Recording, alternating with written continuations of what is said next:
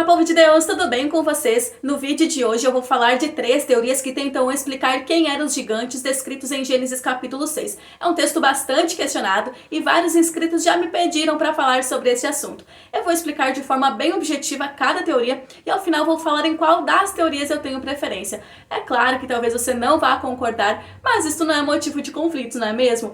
Antes de falar das teorias, eu já te convido a deixar o seu joinha, se inscrever, a ativar o sininho de notificações, a compartilhar e agora sim a gente vai para o conteúdo. O texto diz o seguinte: E aconteceu que, como os homens começaram a multiplicar-se sobre a face da terra, e lhe nasceram filhas, viram os filhos de Deus que as filhas dos homens eram formosas, e tomaram para si mulheres de todas as que escolheram. Então disse o Senhor: Não contenderá o meu espírito para sempre com o homem, porque ele também é carne.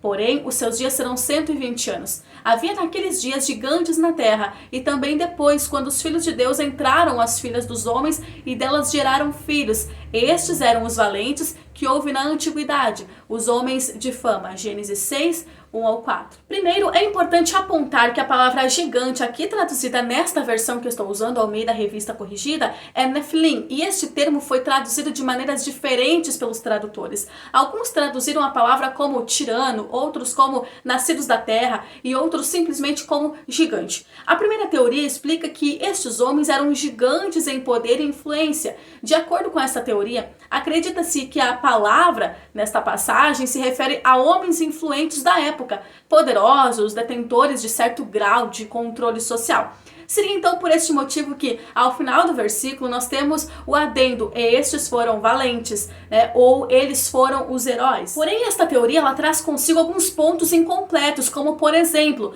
o fato de mais uma vez a existência de gigantes ser citada lá no livro de Números. Também vimos ali gigantes, filhos de Anak, descendentes dos gigantes, e éramos aos nossos olhos como gafanhotos, e assim também éramos aos seus olhos. Números 13, verso 33. Inclusive nesta passagem há uma comparação não tão simbólica entre esses gigantes, O homem comum da época usa-se então o gafanhoto ali como uma referência.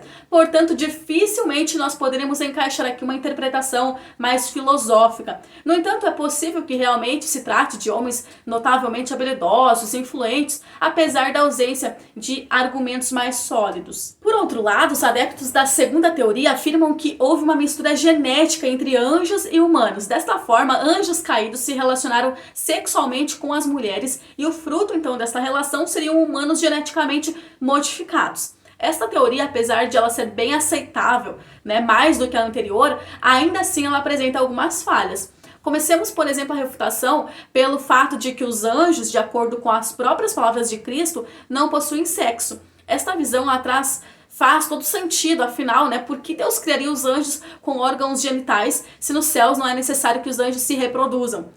Nem mesmo o casamento entre os anjos, na ressurreição, as pessoas ali não se casam e se dão em casamento, mas são como os anjos do céu. Mateus capítulo 22, verso 30. Até poderíamos supor que anjos, depois de terem sido expulsos do céu, eles tenham desenvolvido uma maneira de concretizar relações sexuais. Mas pensando assim, nós chegaríamos a um ponto impossível de ser explorado pelo homem. Outro fator incongruente é o fato de que a expressão filhos de Deus é usada inúmeras vezes na Bíblia exclusivamente para se referir aos que pertencem ao povo de Deus e não aos demônios ou demais povos. A terceira é mais aceitável e plausível. Consiste na ideia de que gigantes é um biotipo da época e esta teoria defende a existência desses gigantes em estatura, mas não como frutos de relações sexuais sobrenaturais. Assim como o ser humano naqueles tempos era capaz de viver centenas de anos, como nos mostra Gênesis 5, é bem possível a existência de um biotipo extinto. De acordo com os teóricos, os filhos de Deus aqui seriam os descendentes de Sete, o filho de Adão, aquele que foi devoto a Deus. E as filhas dos homens seriam as mulheres pertencentes aos povos pagãos. Este conceito é completamente válido se levarmos em consideração a não aprovação de Deus acerca de relacionamento íntimo entre o povo de Deus e o povo pagão. Vimos este posicionamento do Senhor novamente em várias passagens bíblicas, posteriormente. Daí se origina esta divisão, ou seja, os termos filhos de Deus e filhos dos homens. Afirma-se também que estes gigantes já existiam mesmo antes desta mistura entre os povos, não aprovado pelo Senhor. O versículo 4 de Gênesis 6 começa com a alegação de que já havia nefilins, esses gigantes, na terra, e a existência desses perdurou mesmo após o relacionamento proibido entre os povos. Bom, qual teoria está correta e qual eu tenho preferência? Quando adentramos o campo de textos que exigem especulações e eles se tornam misteriosos, de difícil interpretação, é difícil bater o martelo em cima de uma teoria.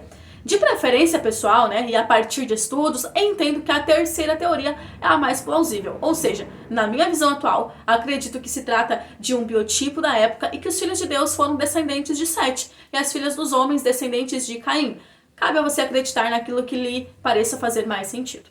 No entanto, te aconselho a não gastar tanto suas capacidades mentais com estas perguntas, que acrescentarão bem pouco à sua jornada cristã e aos seus estudos. Não são assuntos que têm sentido soteriológico, ou seja, não vão agregar em nada ou tirar a sua salvação. Contudo, é sempre bom a gente discutirmos com respeito esses e outros assuntos que geram posicionamentos diferentes, mas a gente também aprende muito. E se você tem alguma sugestão de conteúdo, de temas, manda aqui nos comentários pra mim. Eu vou ficando por aqui, que Deus te abençoe, até o próximo vídeo.